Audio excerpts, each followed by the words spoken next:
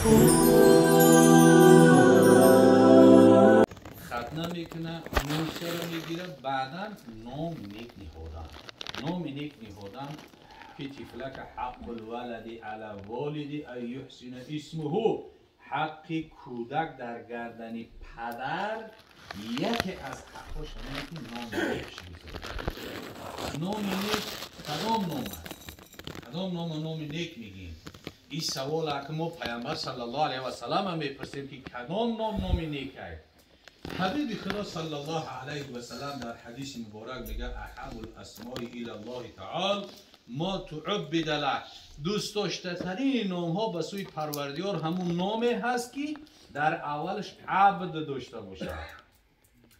عبد الرحمن، عبد الرحیم، عبد کریم، عبد حلیم، عبد سلیم، عبد رؤوف، عبد غفور، عبد ستار، همین نامی که در اولش عبد داره بهترین نام است. اما چند نام هست که همون در بین ما و شما هست، اما رخصت نیست شرعاً. عبد رسول یه خیلی معناش درست نمیشه. بنده پیغمبر، مو بنده پیغمبر، مو بنده الله. عبد رسول درست نیست. یا عبد نبی، این خیلی درست. عبد خلیل، هیچ کجا نامی خدا خلیل نیومده است که ما عبد خلیل بگیم. نیومده است خلیل نامی خدا. خلیل، عبد خلیل نمیشه. هر نامی که در اولش عبد میاد در دوامش باید نام خدا یا صفت خدا باشه. خب بهتر پیامبر صلی الله علیه و سلم در حدیث مبارک بیان میکنه که اذا ابردتم الی بریدا فابعثوه حسن الوجه و حسن الاسم، یعنی اذا ارسلتم الی رسولا، وقتی که شما یک کسی را رسول میفرستین به سوی من، کسی را فرستین که نام نیک داشته باشه و روی نیک. اگر نام نیک فهمیدیم عبد داشته باشه. نامای پیامبر صلی الله علیه و سلم حتی که جای هست که میگه پیامبر هر کس که 3 بچه داشته باشه یک بچهش اگر از نامای من همون جفا کرده است. چه خیلی پیامبر صلی الله علیه و سلم از دوست میداری که نامای بچه تا یک تاش نام پیغمبر رو نمینه. یه از محبت از باید نام پیامبر. امروز در دنیا یکم نام محمد است، احمد است که دنیا را همه را پخش کردگی است. خب نامای پیامبرای پیشینه، نامایی که بسیار نامای خوبم در اخیرشون، مثلا که الله دارد، حبیب الله، شمس الله، فضل الله، رحمت الله، دیگر یا نامای در اخیر دین داره، بدر دین، شمس دین، قمر دین، این طرفتن میگیره. نامای هست هر نامی که معناش خوب باشه و درست است، اما نامی که معناش نادرست باشه یا تاریخی بد داره، همون نام تاریخش میبین نام یکون کافر است، فرعون نمرود است، یکون نامی هست که مثلا که در دنیا تاریخ پورا باید تغییر شد. پیامبر صلی الله علیه و سلم عادت مبارک همی بود که مردم از نامهاشون میپرسید. کسی را پرسید نام چیه؟ گفت عبد شمس، معنیش بنده افتاب. پیامبر صلی الله علیه و سلم نه، گفت تو بنده افتاب، تو بنده الله هستی، عبدالله هستی. کسی را پرسید چیه؟ عبدالعزا، عزا و لات و منات و هبل نامای همون بتان، بنده بت. این هم پیامبر صلی الله علیه و سلم تغییر داد. یا نامهایی که معنای خوب ندارن. رسول خدا صلی الله علیه و سلم وقتی که امام حسن تولد شد به خانه حضرت علی رضی الله تعالی عنه آمد، گفت ای علی، گفت نامی به فرزنده که چی نامونی؟ حضرت علی گفت حرب. حرب معناش جنگ. پیامبر صلی الله علیه و سلم نگفت حرب، نه، نامی حسن. یک سال پس که امام حسن تولد شد، پیامبر صلی الله علیه و سلم گفت علی، گفت نام فرزند چی باشه؟ گفت حرب. همین نام دوست می‌داشته. گفت نه، این حسینه، ایشون حسین نام کرد. اگر حرب پیامبر صلی الله علیه و سلم نخواست، همین حربی که امروز ولی هستن در بین ما و شما،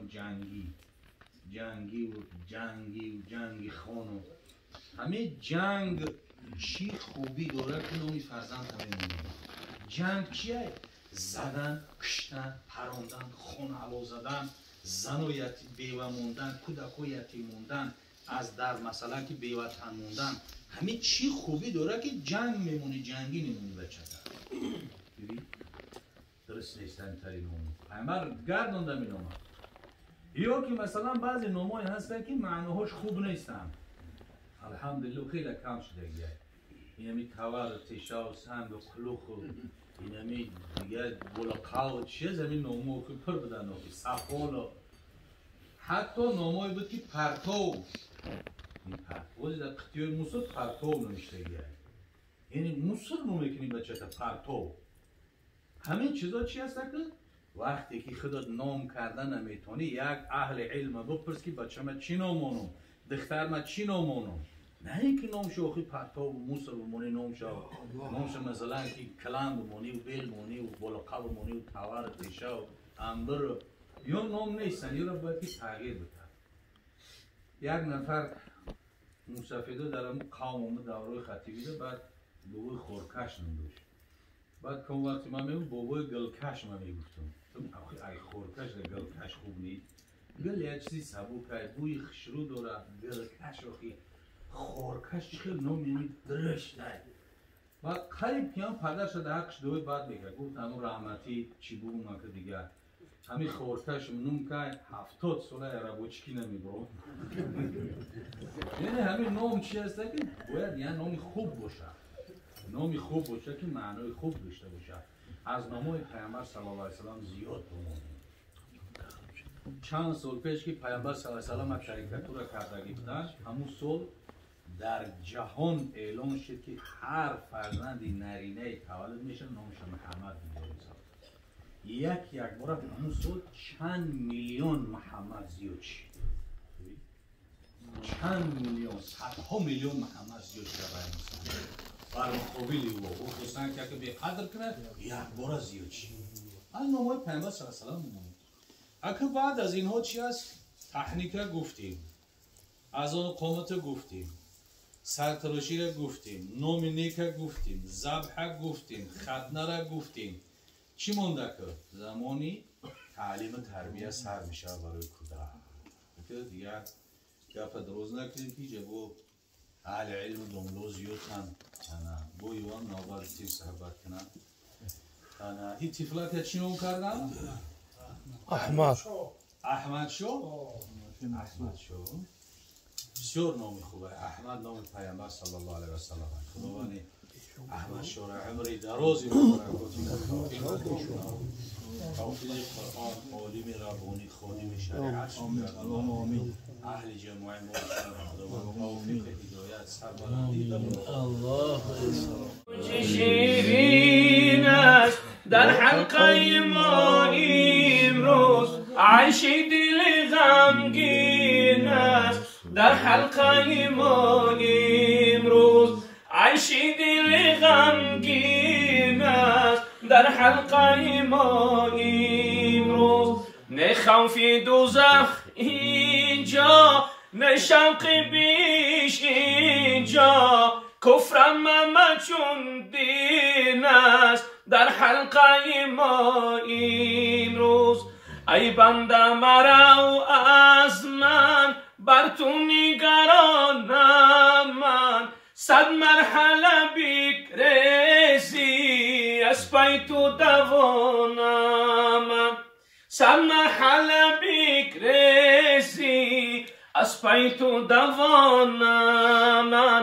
از عشق تو این اشیا کردم زیادم پیدا، ای بنده به پروا خالق جهانم، ای بنده به پروا خالق جهانم.